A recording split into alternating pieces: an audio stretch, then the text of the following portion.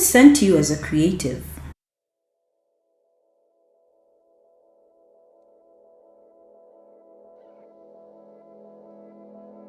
Hi, my name is Mary. Welcome to Creative Eden, where we have candid conversations about what it means to create for God's glory. Who has sent you as a creative? What do I mean by that?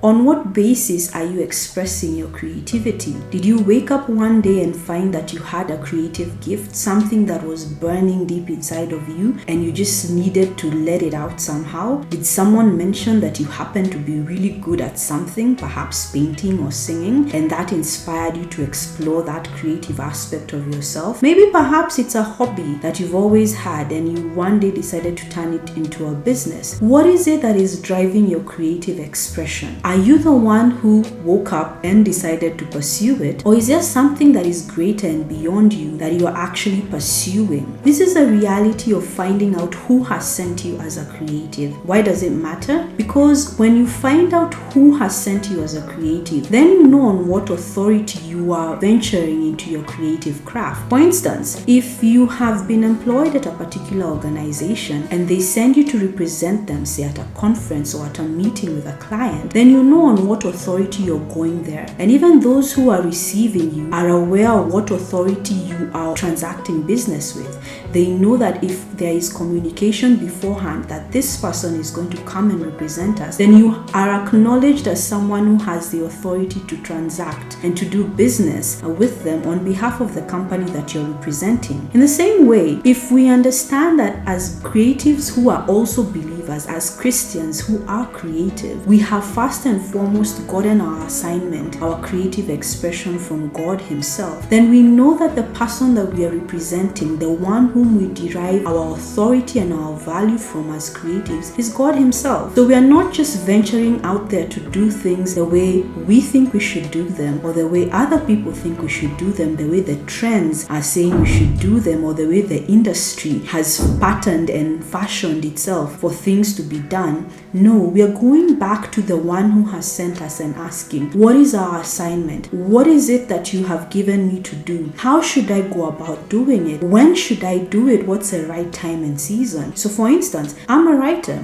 Now, technically speaking, I could pretty much write a book any day of the week. I could sit down, hash out the words, get it out there, get it published, get it done, get it into the world. But if I am considering who has sent me, I have to go back to God and check in and find out, is it the right time for this book to come out? What message do you want to pass across? Who do you want to receive this message? How do you want this message passed across? While I may be a writer, is there another form of creativity you want me to explore that would better pass across this message? Or is there a different aspect of creativity that you want me to add onto my writing that will better enhance this message? So I'm not just going out there and putting out a book to say, yes, I'm a published writer. I'm factoring in the person who has sent me and the assignment on which I'm on. It's one thing to say we are Christians, but the Bible makes it very clear that it is those who are led of the Spirit of God who are considered and defined as sons of God. So it's not enough for us to say, oh, I'm a creative, I'm also a Christian. The fruit of our creative expression has to prove it. And one of the ways that it does that is by looking at how much influence does God have in our creative expression. How much influence does He have in how we handle and steward our creativity? How much influence and say does He have in the decisions we're making concerning our creative crafts, whether it's in the business side of things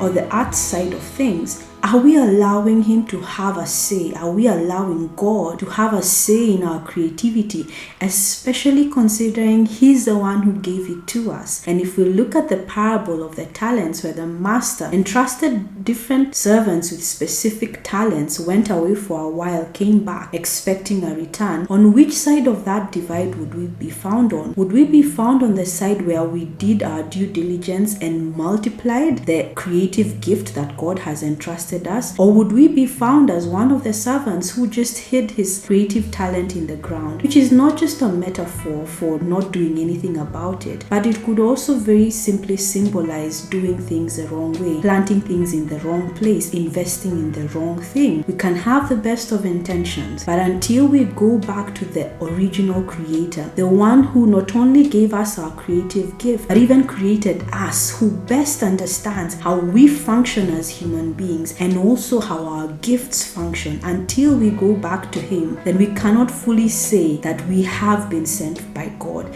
that we are being sent from God. So where do you derive your creative expression from? Who's sending you out there? Who's giving you license to say and do and to create as you're doing? Is it God? Is it you? Is it the world? Is it someone else? Where do you want to be found when all is said and done? Thanks for joining me today. See you in the next episode.